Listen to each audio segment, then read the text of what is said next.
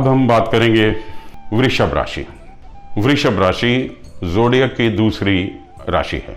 वृषभ का साइन एक बैल है और ये प्रतीक है कि आप बैल की तरह बहुत लेबोरियस हैं और मेहनत वाले काम करने में आप सक्षम हैं और बहुत धैर्यवान भी हैं और आप में पेशेंस भी बहुत है।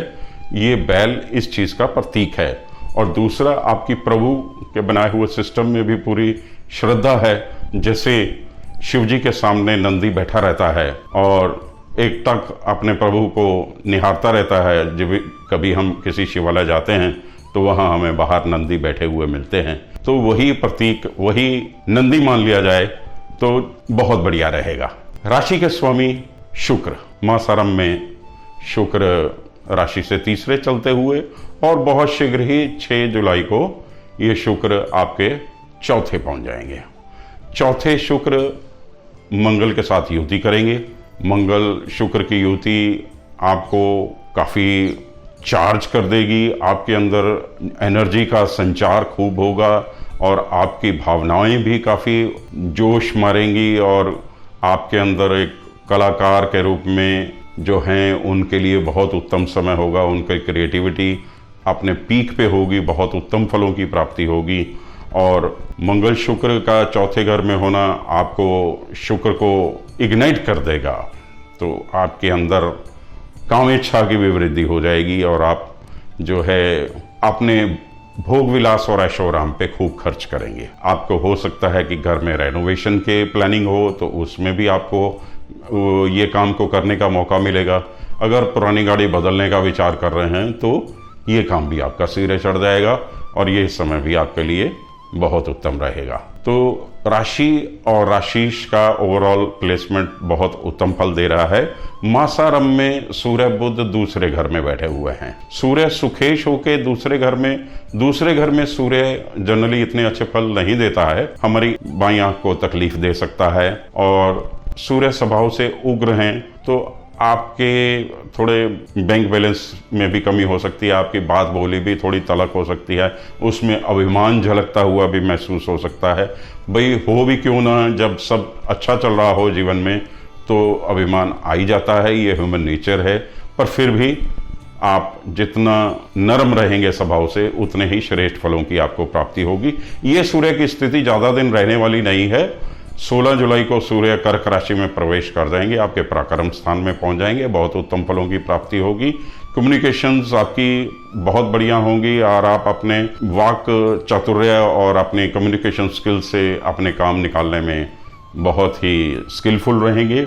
हाँ, खर्चे के घर में राहु बृहस्पति पूरा महीना विराजमान है, तो ये आपको विदेश भ्रमण भी करा सकते हैं और आपके घर में कोई धार्मिक अनुष्ठान वगैरह पे भी खर्चा करा सकते हैं और पैसे का खर्चा तो होना लाजमी दिखाई दे रहा है। फिर भी आमदनी अगर अच्छी है तो खर्च करने में भी कोई बुराई नहीं है। तो राशि जो आपके आय स्थान में है वो है मीन, तो मीन के स्वामी हैं बृहस्पति जो खर्चे के घर में बैठे हैं। आमदनी अच्छी रहे, खर्चा होता रहे, कोई बुराई नहीं है। कर्मेश स्वग्रही शनि वक्री हो चुके हैं, तो आपको थोड़े मध्यम फलों की प्राप्ति होती हुई दिखाई दे रही है। मंगल शनि का आपस में समसप्तम योग बन रहा है, फिर शुक्र भी वहाँ पे मौजूद होगा, ये भी साथ में मिलके समसप्तम योग बनाएगा, तो चौथे और 10वें घर का कॉम्बिनेशन हो जाएगा। तो ये मिला जुला के शनि आपके लिए योग कारक ग्रह हैं, तो शुक्र भी आपके योग कारक ग्रह हैं, तो आपको कहीं कोई खराब फलों की प्राप्ति होती हुई नहीं दिखाई दे रही है। फिर भी मंगल और शनि दोनों स्वभाव से विपरीत ग्रह हैं, तो ये स्थिति आप अपने को किसी लड़ाई झगड़े या वाहन थोड़े सावधानी से चलाएं, कहीं चोट लगने का भय है, ऐसी स्थिति भी दिखाई दे रही है क्योंकि इस मंगल के ऊपर राहु की दृष्टि पड़ रही है। तो ये एक तरीके का अंगारक योग बन रहा है, तो आपको सावधानी बरतना बहुत जरूरी है पूरा महीना।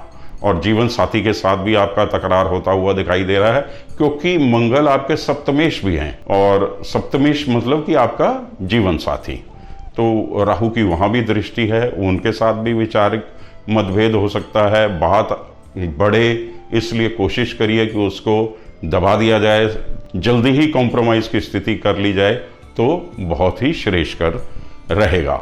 तो मिला जुला के ये महीना आपको मध्यम फल देता हुआ दिखाई दे रहा है। फिर भी जो है एज कंपेयर टू अदर्स आपकी स्थिति बहुत उत्तम दिखाई दे रही है। चंद्र अष्टम की स्थिति आपके लिए महीने में 4 दिन रहेगी, 3 और 4 तारीख को, और फिर 30 और 31 तारीख को चंद्रमा आपके लिए अष्टम में रहेंगे। तो चंद्र अष्टम तो कष्टम ही कष्टम। राहु की दृष्टि पड़ रही है, बृहस्पति की भी दृष्टि पड़ रही है अष्टम भाव पे। तो ये स्थिति बता रही है थोड़ी पेट और पाचन तंत्र से संबंधित आपको परेशानी रहेगी। जो खान पान में आप थोड़ा परहेज रखें, और लीवर से संबंधित व्याधियां जिनको हैं उन्हें खास तौर पे अपने खान पान का विशेष ध्यान रखना होगा, क्योंकि राहु और बृहस्पति लंबे रोग देते हुए दिखाई देते हैं। तो अगर कहीं लीवर संबंधित कोई व्याधि आ गई या कोई पाचन तंत्र से संबंधित दिक्कत हुई तो वो लंबा चल सकती है। तो इसलिए थोड़ा खान पान पे विशेष आपको अपना ध्यान देना होगा। चंद्र अष्टम की स्थिति से बचने के लिए बेहतर रहेगा कि आप भगवान विष्णु की शरण में रहें। बृहस्पतिवार के दिन किसी लंगर में बेसन दान करें। गाय को चना की दाल पानी में भीगी हुई बृहस्पतिवार के दिन गाय को खिलाएं। और बेसन के लड्डू भी प्रसाद के रूप में बांटे जा सकते हैं बृहस्पतिवार के दिन। अच्छे फलों की प्राप्ति होगी।